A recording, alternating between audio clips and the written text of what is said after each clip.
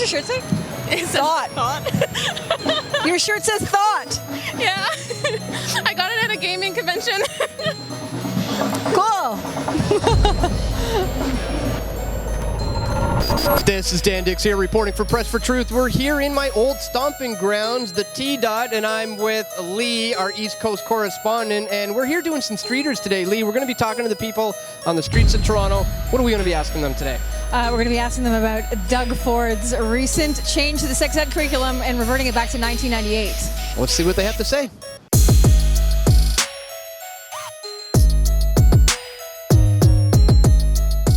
So today we're just asking people on the streets of Toronto if they've heard of this recent change to the sex ed curriculum in Ontario, and they've reverted it back to the way it used to be in 1998.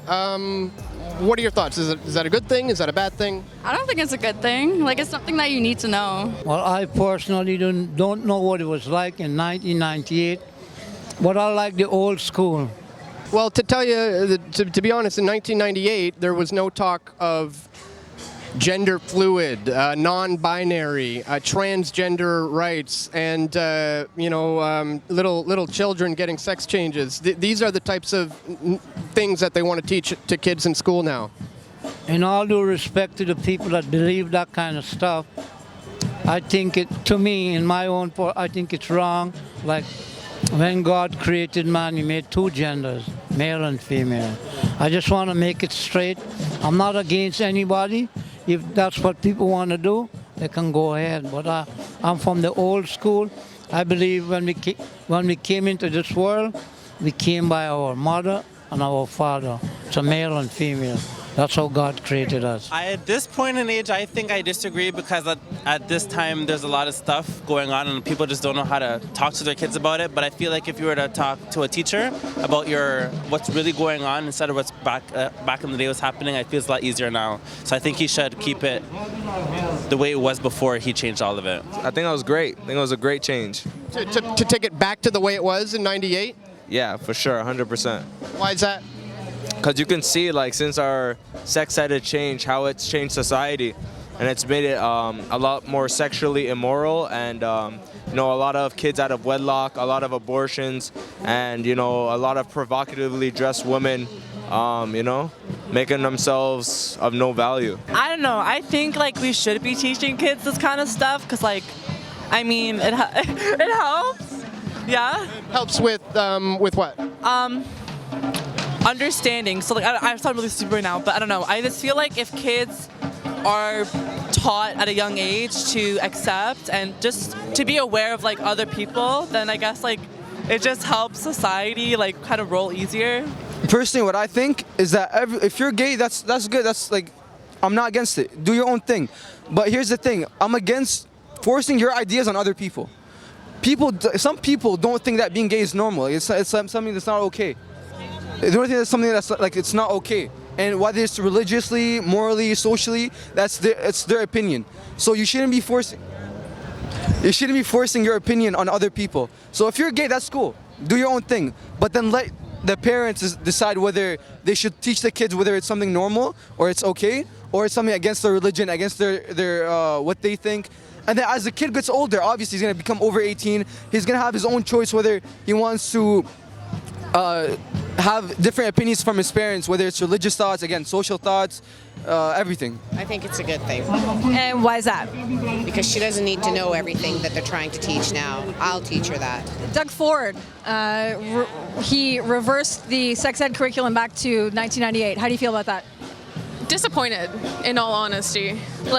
It's something that we need, especially the youth, because the times are changing so much that once they reversed it, the youth don't know how to act or how to talk about things that they really should know how to talk about. So are you okay then with teaching gender fluidity? How many genders do you think there are? I don't really mind what people say because as long as they're comfortable with who they are, then I'm happy for them. So it's infinite number. If they feel comfortable, yeah, I don't mind. Now, some people we spoke with today suggested that it's adding to the downfall of society, that by doing such a thing, it's not creating inclusivity, but rather it's creating an immoral society. What would you say to that? I say like people should do and feel like how they should. Like you can't really like teach people that it's not right or that you should. You just have to like learn to accept who you are. I don't agree on parents forcing their personal opinions on like their children. So I think what's said in society should be said in the homes and at least be talked about and discussed. So you think what Kathleen Wynnes introduced, do you think it should be that sex ed curriculum? 100%. Sorry, not sorry, but I think that is right. So what do you think, why do you apologize? Why do you say sorry, not sorry? Because there's a lot of people that just don't understand an actual human being and what it really means, like emotional wise. Because everyone sees each other differently. So only a real person see themselves. Like some people see themselves transgender. It's really hard to explain that to kids, like what a transgender is. There's a lot of stuff people want to like dress as drag queens as well. It's not really transitioning, but you're also like you have to teach all of that stuff. Sorry about that, but you have to teach all of that. And I find that, what was that lady's name? Kathleen Wynnes, she was the Ontario Premier. Yeah, I think we should go back to what she was doing. And you also have to ensure that there aren't special interest groups trying to push their agenda into the sex ed curriculum. So, like what do you mean by that? Like groups, specific groups pushing their ideologies on kids? well, there seems to be a lot of discussion of the issue of homosexuality, and according to most statistics, homosexuals account for no more than maybe 1 or 2% of the population. So you got to make sure that they're not disproportionately represented in terms of discussing homosexuality in such a manner that it implies that it's more prevalent than it actually is. I think it's getting more immoral, like morality's gone out the door. And I think that's what's causing a lot of problem in the world. There's no morals today. And we need morals. Morals in the school, morals in the home, morals everywhere. In all due respect to people, I love people, but sometimes we just been deceived. That we are calling what is right wrong and what is wrong right. So we got to be very careful, because in the end, as they say, it's gonna bite us on the butt. I'm from the old school. Yeah. Keep it old school. All right, well, the results are in. It was a pretty even, felt like almost like a 50-50 split to me. What's your takeaway from this so far, Leigh, in regards to some of the responses we were getting from these people?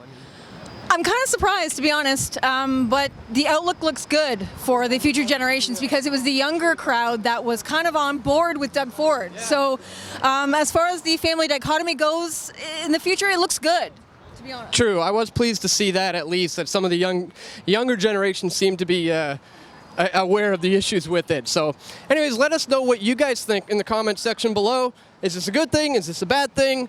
Go back to 1998, keep it the way it is now.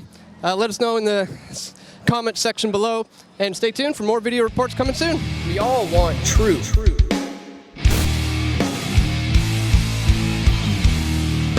The truth will set you free.